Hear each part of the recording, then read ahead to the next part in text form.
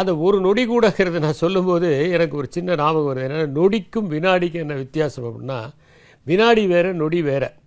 அண்மையில் கவிஞர் முத்துநிலவன் தமிழினிது அப்படின்னு ஒரு புத்தகத்தை எழுதியிருக்கிறாரு. அதில் தமிழில் எந்த மாதிரியான பிழைகளை நாம் செய்கிறோம்னு அண்மையில் ஒரு வாட்ஸ்அப் குரூப்பில் பிழை திருத்தமா அப்படின்னு ஒரு கேள்வியை ஒருத்தர் கேட்டிருந்தார். பிழை திருத்தம்னு எழுதினாலே அதுவே பிழை தான். ஏன்னா பிழை திருத்தம் தான், அதில் இத்து வரக்கூடாது. அதை பற்றி சொல்லும்போது முத்துநிலவன் ஒரு நல்ல கருத்தை சொன்னார். நொடினா என்ன, வினாடினா என்ன? வினாடி வேற, நொடி வேற. ஆனால் நம்ம என்ன நினைக்கிறோன்னா நொடியும் வினாடியும் ஒன்று அப்படின்னு. நொடிங்கிறது கண் இமைக்கும் நேரமோ கை நொடிக்கும் நேரமோ மாத்திரை அப்படின்னு சொல்கிறோம். அதனால் அது நொடி வேற, வினாடி வேற அப்படின்னு சொல்கிறாரு.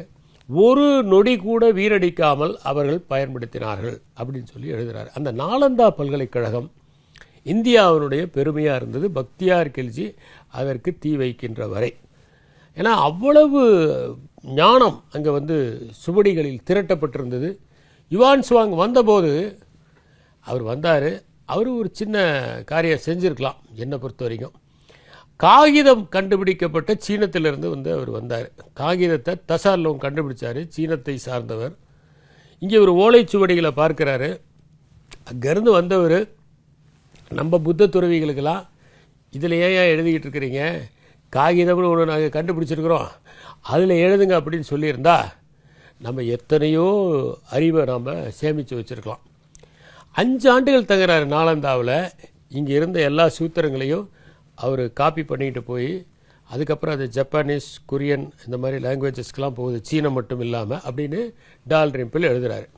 இந்த நாலந்தா பல்கலைக்கழகம் 5ஆம் நூற்றாண்டு, கிமு 5ஆம் நூற்றாண்டில் கிட்டத்தட்ட ஒரு 2500 ஆண்டுகளுக்கு முன்னால் நிறுவப்பட்ட ஒரு கல்லூரி. அடுத்தது நம்ம வரலாற்றை பார்க்கிற போது பிளாட்டோனுடைய அந்த அகாடமின்னா என்ன அப்படின்னா கல்வி கற்கிற இடம். இப்போ நம்ம நிறைய இடங்கள்ல அகாடமி, இப்போ எப்படின்னா Lal Bahadur Shastri national academy of administration அப்படின்னு சொல்லுவாங்க. அகாடமிங்கிறது கற்கக்கூடிய ஒரு இடம். இப்போ இந்த அகாடமியை பற்றி சொல்லுகிற போது பிளாட்டோ எழுதுகிறாரு, இந்த அகாடமிக்குள்ளே நுழையணும்னா முறையாக கல்வி கற்பதற்கான ஏற்பாடுகளை அங்கே கிரேக்கத்தில் செய்தவர் பிளாட்டோ. ஏன்னா அவருடைய குரு சாக்ரட்டிஸ். அவர் அப்படி ஒரு கல்வி நிறுவனத்திலாம் அவர் முறைப்படுத்தப்பட்ட கல்வி அவர் விரும்புகிறவர் இல்லை. இன்னும் சொல்லப்போனால் அவர் புத்தகமே தேவையில்லைன்னாரு. புத்தகம் படித்தீங்கன்னா உங்களுடைய ஞாபக சக்தியெல்லாம் போயிடும், அதனால் புத்தகம் படிக்கக்கூடாது அப்படின்னாரு. அதனால் அவர் முறையாக ஒரு இன்ஸ்டிடியூஷனை ஏற்படுத்திலாம் அவர் சொல்லித்தரல. வீதியில் நின்று இளைஞர்களை பார்த்து பேசினார் அவர். ஆனால் அவருடைய சீடராக இருந்த பிளாட்டோ அப்படி இல்லை, முறைப்படுத்தணும் கல்வியை அப்படின்னு ஒரு செறிவான வாழ்க்கை வாழ்ந்து நிம்மதியான முறையில் இறந்தவர் பிளாட்டோ. பிளாட்டோ அகாடமி ஆரம்பித்தார். அந்த அகாடமியினுடைய வாசலில் ஒன்று எழுதினார். என்ன எழுதினார்னா, கணிதத்தை விரும்பாதவர்கள் இதற்குள் நுழைய வேண்டாம் அப்படின்னு எழுதினார். இன்னொன்று எழுதினார், என்னன்னா, எவ்வளவுதான் கல்வி கற்றாலும் நீ உன் ஆசிரியரை மிஞ்ச முடியாது அப்படின்னு எழுதினார் பிளாட்டோ.